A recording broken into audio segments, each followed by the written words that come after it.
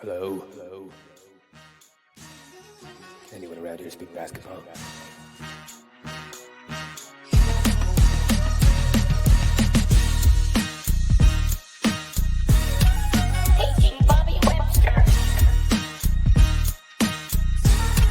This is Adam Silver.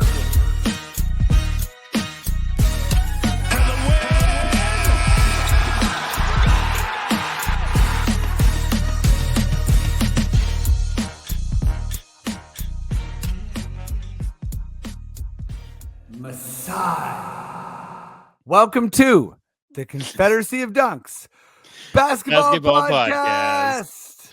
I am your host, Freddie Rivas, and laughing on the other side. I'm not exactly sure why yet. Who are you, sir?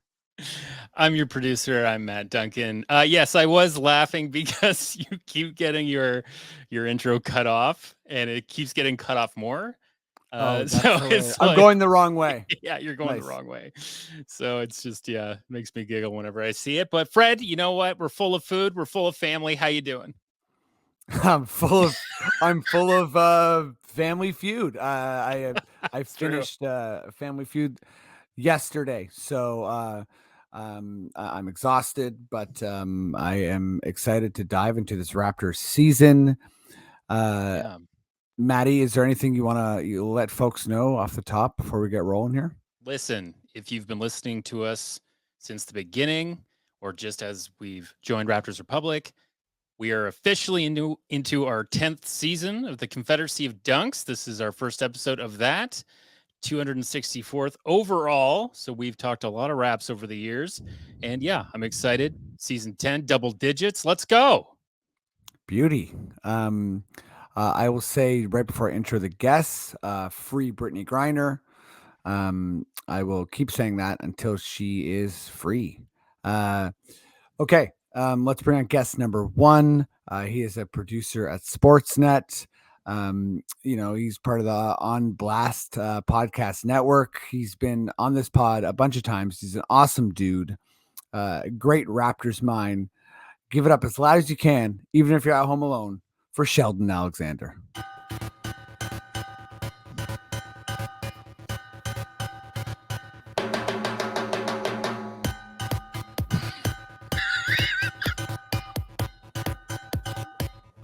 All right, that was a pretty good dance. Hey, can I be honest with you guys? One of my favorite Please. parts of coming on is the intro music. No matter what, it just hits me every time. Every time it gets me. Every time. That's music to our ears because often people despise the songs.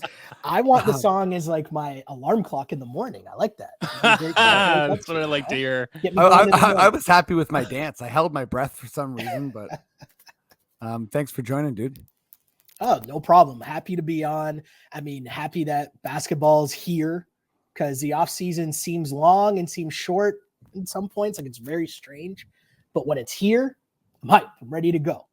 Yeah, me too. And good point on it seeming long and short. It's seeming long and short at the same time because I do feel that as well. Where it's like people say the basketball calendar never stops, and it's like it doesn't stop, but it slows down and gets weird. Mm-hmm. There's a moment we got tired of talking about KD, right? Yeah, is he going to get definitely. traded? And then it's like he's not. Then it's like, wait, was this a whole month of nothing? All right, let's bring on guest number two. One of my oldest friends in the world. He's got real long reach, good at basketball. He is one of the most funny people in all of Canada. Incredible stand-up, incredible writer. Give it up as loud as you can for Adam Christie.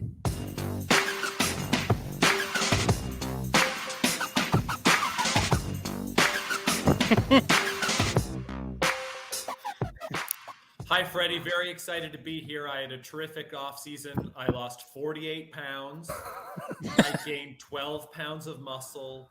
Russell Westbrook is my best friend. I've lost 5 pounds of meniscus cartilage in my knee, and I've developed a three-point shot. Let's get it. Wow. This guy's hype. Let's talk about KD. Let's talk about KD. Yeah, this is a KD pod. Hope like everyone's ready. We're rehashing the summer. We're talking about KD. We're talking about the Draymond punch. 2 hours. Let's get it. Let's start. Yeah, this is a 2-hour pod, 2 subjects only. All right, let's dive right into some Raptor stuff. Maddie D, would you please give me your most delicious, weird Raptors sting? Raptors Yep, that's weird.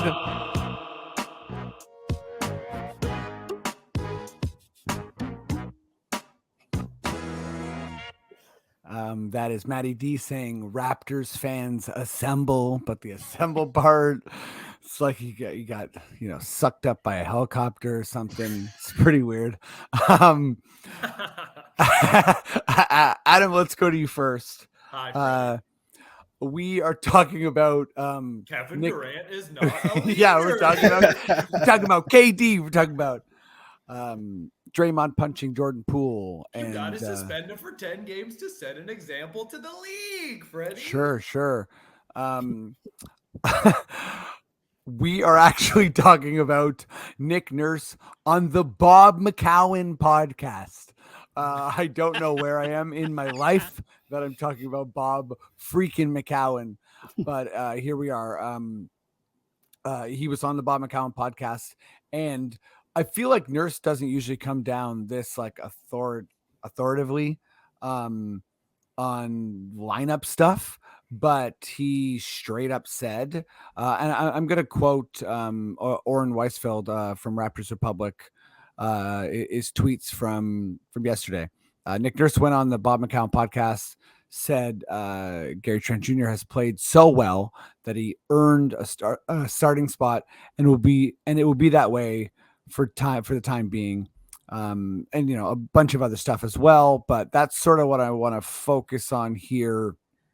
There's been a lot of talk about Precious over Gary, sort of like what we do with our starting lineup. So it's interesting to me that Nick kind of let everyone know like, this is sort of a dead subject going forward. Obviously we can speculate that he's like lying or something, but yeah, how do you feel about this starting lineup, Adam? Same as last year.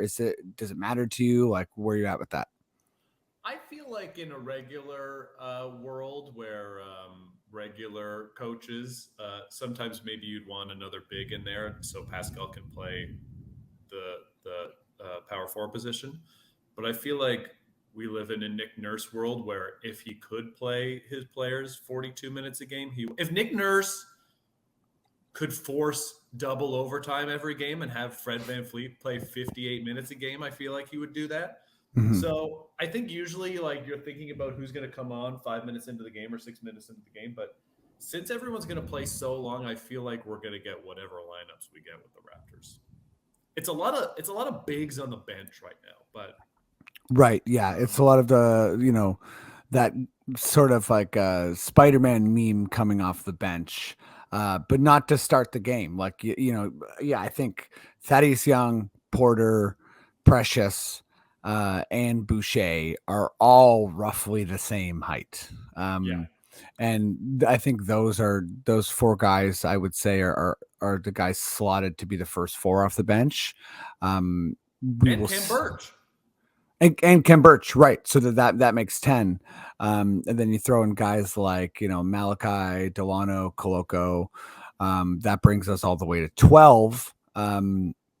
So maybe those guys will feature in the lineup as well. But our starting lineup is kind of small, I guess. I'll say this. I have been on the side of, I feel like there's this argument that you have Gary as a gunslinger off the bench. And I think that the quality of shots a guy like Gary will get on the bench are worse. And I think having him on the starting lineup helps spread out, Barnes and Pascal, which, are not above average 3-point shooters in the league. It also gives those guys people to pass to. I love Precious, but my thing with Precious is I want him to be so overwhelmingly good that Nurse is forced to bring Gary to the bench, not like we think that Precious will probably emerge. Like I want him to be closing game after game after game because he's just winning. That's how I see. Like I feel like Precious is on the way to doing that, but I just want to see it happen and sort of like, yeah, I guess like kind of keep that lightning in a bottle until it's undeniable. That's kind of where I'm coming from. Sheldon, where are you at with the starting lineup stuff? I totally agree with you exactly with what you just said. I think Gary Trent Jr. has to start because the way the Raptors team is currently constructed, their biggest thing that they lack is shooting, despite the fact that their style of play that they want to play involves a lot of shooting threes. So instead of having, if you have Precious in that starting lineup, you kind of would then be in the scenario where you have Precious, Scotty Barnes, and Pascal, and really OG trying to operate that same kind of, like you want those guys to be operating from the foul line downhill. Mm-hmm. And if they're all in that space, then you're crowding the paint. And this game looks like a game played in the 90s. And that's not how the Raptors want to play. They want to have space. And by having Gary Trent Jr. not clog up that area, he's on the 3-point line. That spaces everything out. That gives more room for Scotty Barnes and Pascal Siakam to operate where you want them to be. And that's foul line going downhill towards the basket.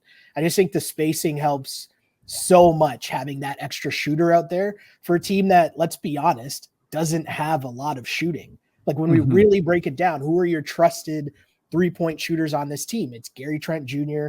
and it's Fred. Everyone else is kind of like, yeah, if it goes in, cool. But you don't really like, you're not hoping for them to shoot threes all the time, right? Like they shoot it and you're kind of like, right. And that's not a knock. It's just, it's cool that Pascal can shoot threes, but you don't really want him to be settling for those shots. Right. And further to your point, Freddie, I think Precious is better suited to come off the bench as that energy guy. The role that we've seen played by Chris Boucher in years past. I think you hand over those keys to Precious now, and your job is just to bring energy, to change the flow of whatever's going on in the game. Early on in that first quarter, you're coming in with an extra boost off the bench, energy, rebounding, shot blocking, running the floor. Precious is better suited than that, than having Gary Trent Jr. come off the bench and just trying to go ISO ball and jack up shots because he hasn't shot the ball yet. Yeah, definitely. And I think, Gary in a contract year, we could see that. Right. And, there's the assumption that he'll immediately dive into like the Lou Williams role or the Jordan Clarkson role. But, the downside of that is a guy who's like a bit overeager and, let's say Gary's coming off the bench. He might be like, under no circumstance am I passing the ball to Boucher. You know what I mean? Whereas like, I think he's playing with Pascal and he's like, I better keep it moving. You're right too. The biggest thing that you said there that I totally agree with was the shots that Gary Trent Jr. will get playing with Pascal and Fred and Scotty, because of the attention that they'll get, the open threes that he can live off of. I mean, that's going to just be better for him and the team overall. Right. I'm interested to see where Otto Porter fits into and how Otto Porter's going to get fed, how he's going to be able to get his 3-point shot off. Because, I mean, is he going to be the first off the bench? Is he going to be the second off the bench? Like, where's Otto Porter going to come out and who's he going to be able to play with who can give him those passes?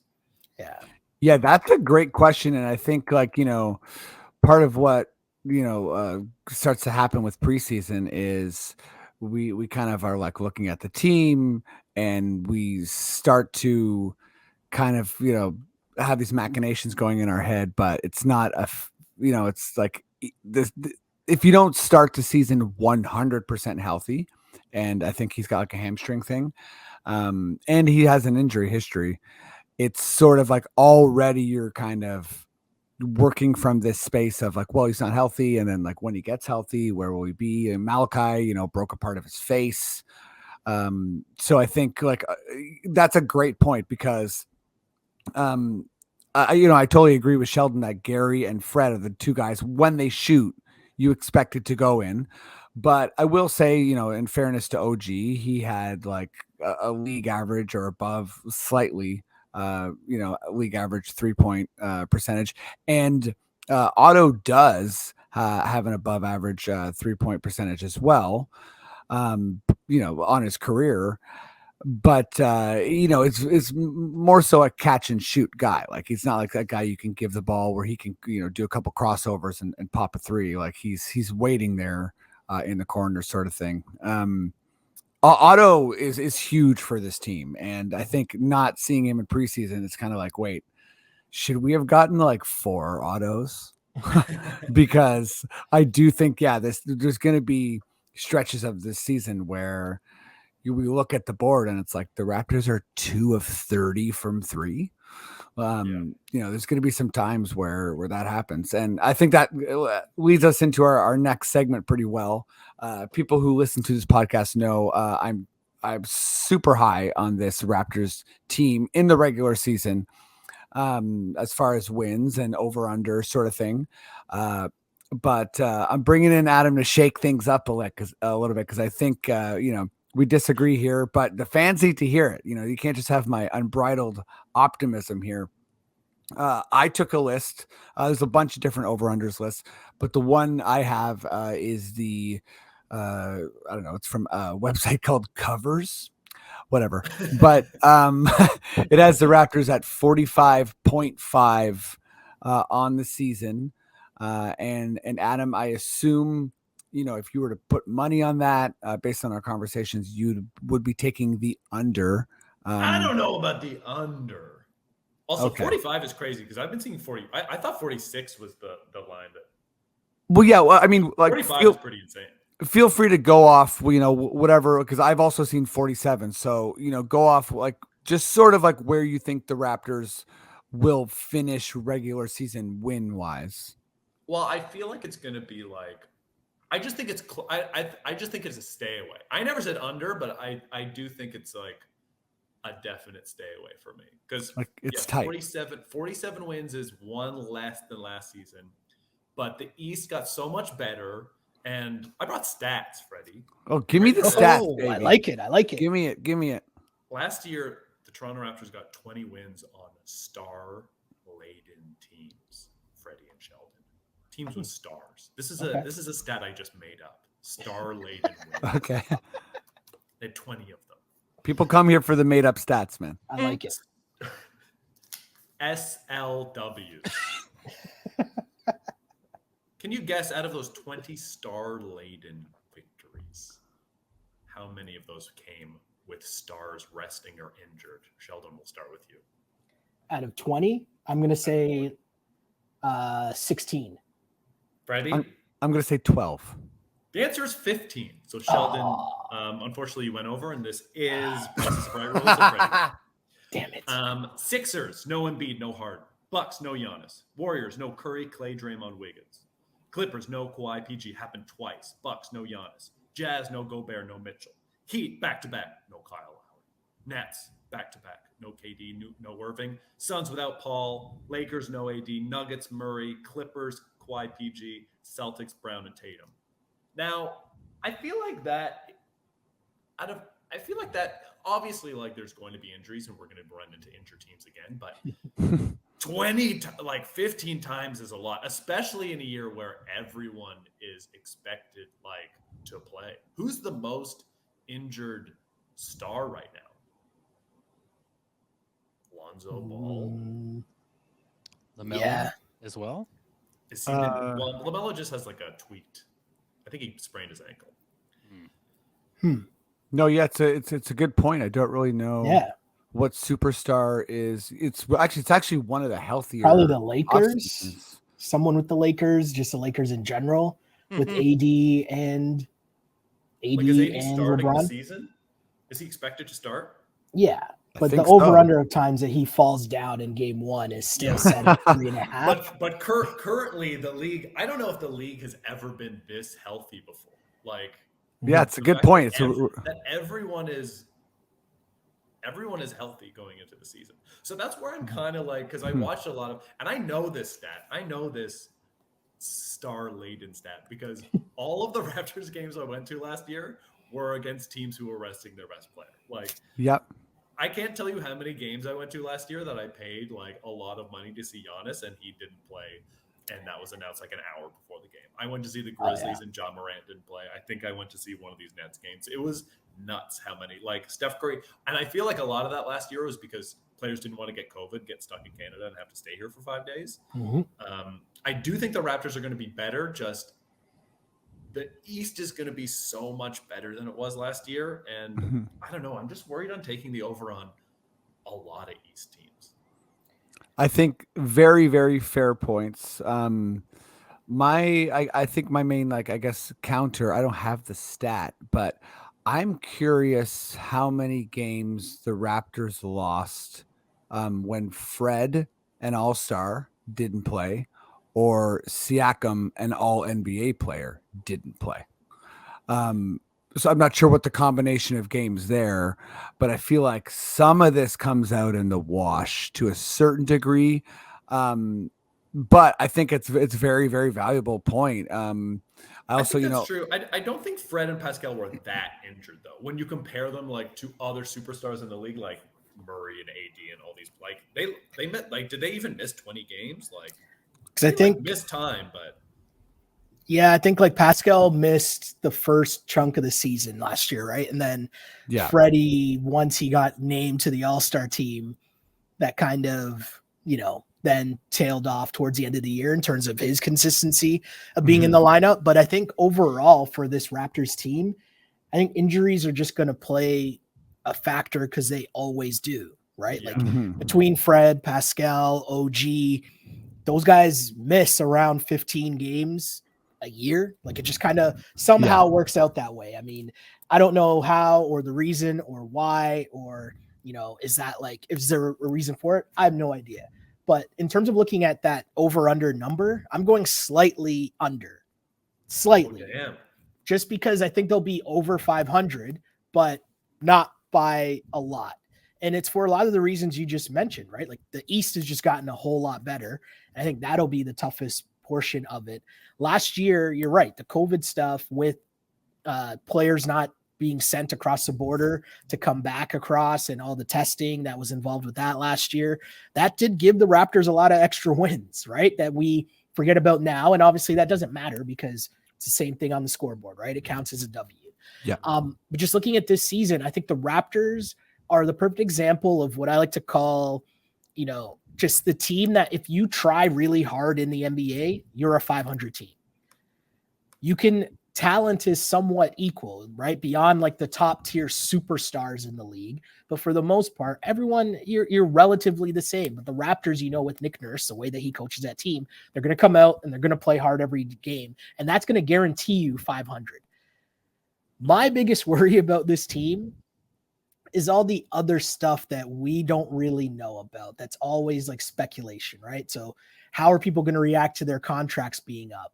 How are people going to react to Scotty Barnes needing to take another step, right? Like those shots are going to come away from someone else. We already heard the OG rumblings in the offseason about unhappy with his role. Like, do we know if that's true or not? I don't know, but I don't think that comes from nowhere. Like that's not just something that someone made up and just threw out there, right? So, because let's be honest, Scotty Barnes passed OG in the pecking order like halfway through the year last season. That, like, we all saw it happen. And if you're OG, you're not thrilled about that when every season for the last 5 years, it's been, is this the year OG takes a step? Is this the year OG takes a step? And now you just got leapfrogged by Scotty Barnes. So you have that happening. You have Fred. Is he going to continue to try to be an all-star and get busy and get the buckets that he needs to have the stats that he needs to get into the all-star game again? And then you have Pascal. He wants to be a top 5 player. That's a lot of things going on within a roster that, let's be honest, all these guys are kind of around the same level of good, right? Like Pascal's not way better than Scotty Barnes. Fred's not way better than OG. Like these guys are all kind of close and similar. And I bet you they all think that they're the best player on the team. I'm interested in seeing how that stuff all plays out throughout this season. And for that reason, that's why I think it'll be, kind of there'll be some weird moments where guys just like trying to get their shots up, trying to figure out what the pecking order is on this team. Because right now, I don't know what it is. I know what they want us to think that it is, but shouldn't it be Scotty's time? The Raptors have never been the hipster team. Like, we've never been the team that everyone is like buying in on. I feel like this year it's like us and the Nuggets. And I just hate being this like team that everyone expects us to be good. So I'm pretty sure I've said this on this pod before.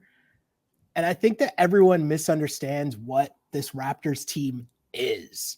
Meaning, like, we talk so much about, oh, they just get a bunch of 6'9" guys. Like, I don't think Masai Ujiri thinks he's going to win like that. I just think he's accumulating assets. So everyone looks at the team and they're like, oh, the Raptors play this weird style of play. And they have a bunch of guys that are all the same and they're interchangeable. And it's like, no. He's accumulating assets so that he can trade one of them to try to get Kevin Durant or Donovan Mitchell or whoever, insert disgruntled superstar, right? At whatever point. But with that said, like, this team, you have Scotty Barnes, you have Pascal, you have OG. And again, I'll say it again, they all want to occupy the same touches and the same spaces on the floor. How is that going to work, right? Like, give Nick Nurse credit for being able to juggle all that and figure all that out. That's why he is one of the best coaches in the league and why the team won't fall off and there won't be like some huge, blow up or Draymond Jordan Poole situation. But still, you got to figure out what the hierarchy is, right? When you need a bucket, who are you going to? How are you getting that bucket? Those are the things that I'm going to be super interested in seeing throughout this season because Scotty Barnes is coming. Scotty Barnes we need to see what you have with Scotty Barnes because you're going to have to make some decisions soon on Fred, on Pascal, on OG, because you got to fill out the roster into a more, I don't want to say traditional because that's not it, but just a roster that fits together more in terms of having more guard play, more shooting that still plays defense as well. Yeah, I think good. I think lots of good points all around, and I do think a couple interesting points. The Raptors being like this like hipster team. We usually are the team. I think we've outperformed the Vegas like over under for like something crazy like 12 out of the last 13 years or whatever. Clearly, like one thing I heard is that not enough Canadians bet in Vegas, so they purposely have it low so that people want to partake. And sort of the opposite for a place like LA, where so many people are going from LA to Vegas on a regular basis that they can, they don't have to do that for the Lakers. But yeah, I think where I'm coming from with this team, I do think it's a valid point to talk about like everyone sort of, needing these personal accomplishments. I feel like where I'm at is that I think there's a good enough nucleus in that if we are winning, things like Scotty needing more touches, OG's role, Pascal wanting to, be an all NBA guy again. I think that sort of falls into place. And I've been saying a bunch, on this pod, I really feel like this team, not 59 wins, but I think this team is giving me a bench mob vibes. I think we're not looking at Svi and Utah to sort of fill minutes at any point in the season. I think we are the guys that are going to be coming off the bench. If Pascal, just back to a couple minutes ago, Fred played 65 games. OG played 48 games, so missed almost half a season, and Pascal played 68 games. For me, I still have OG over Barnes as a player, but I think as far as like stature, Barnes for sure. Barnes might even be the most like high stature guy on the team, like including Pascal and Fred. As far as like expectations and what he's going to be and personality and all that kind of stuff. But yeah, I think this team is significantly like deeper through 12 guys. I don't think we have a scary starting lineup. I think there's going to be a lot of first quarters where we're losing. But I feel like that I was saying this last week, I feel like in the middle of the game, we're going to wear teams down. I also think we're going to go through some shooting slumps. So I am a bang the over guy. but only because I feel like the attrition of 82 games, I feel like this roster is built for that. But hey, maybe I got to reflect a little bit because I've been, drinking too much of the Kool-Aid, and both you guys, you have good points about this team sort of, like a lot needs to go right. And we don't have like a bunch of bona fide superstars to like ensure us, we don't have a guy necessarily to carry us to 52 wins, depending on what you think about Pascal. Well, if Pascal plays the way he did for the last 30 games of the season, we do. Right. But yeah, and I think that's a possibility. If we have third-team All-NBA Pascal, it's going to be, that's going to be a smash the over situation. Right. But yeah, and I think he did, once he did get healthy and, he started killing it. But like, I think if you look at his last like 3 years, there's a good argument that, there's been some inconsistency, and there's also a good argument that it's been circumstantial. I fall in the circumstantial point with Tampa and the shoulder and everything. But I mean, I think a lot of people fall in the category of like, there's some inconsistencies there with the three, etc. And I think that about does it for the pod, guys. Thank you both so much for joining, for doing the podcast. Thank you to everyone who's been listening and supporting. First, let me go to you, Adam. What's up? I know you're in Calgary right now. Yeah. Plug what's going down. What's up for you? I'm gonna plug all of our over-unders. If you just go, even if you don't have money, go borrow it and go right to Las Vegas and start betting on all these over-unders. Great. It might be irresponsible to say, but foolproof way to make double your money. Yeah, not irresponsible at all. Life savings. Brooklyn Nets over. Guys, check out Adam Christie. Follow him on some kind of social media. He's amazing. Sheldon, what's up?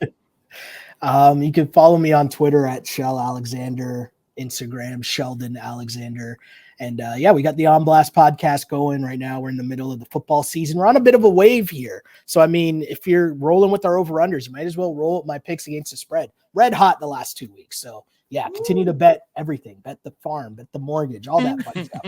Wow. I'm being facetious, but the picks have been pretty good the last No, I'm just like, I love how bet heavy we are. Right? Where did that come from? Raptor season about to kick off. So we got 41 games on Sportsnet, and that'll be a lot of fun as well. Amazing. Maddie, what's up? What do you want to let people know before we peace out of here? Thanks for listening. If you watched us on YouTube, those 2 segments that we put up, thank you. Please like, please subscribe, please comment. If you want to listen to the whole episode, go to the Rapcast on your favorite podcatcher, and you can listen there to the full thing. Make sure to click on the guests' names in the description as well. That will take you to their social media. And as we said last week, Raptors Republic is starting a paywall for their editorials and stuff. So go to raptorsrepublic.com/subscribe.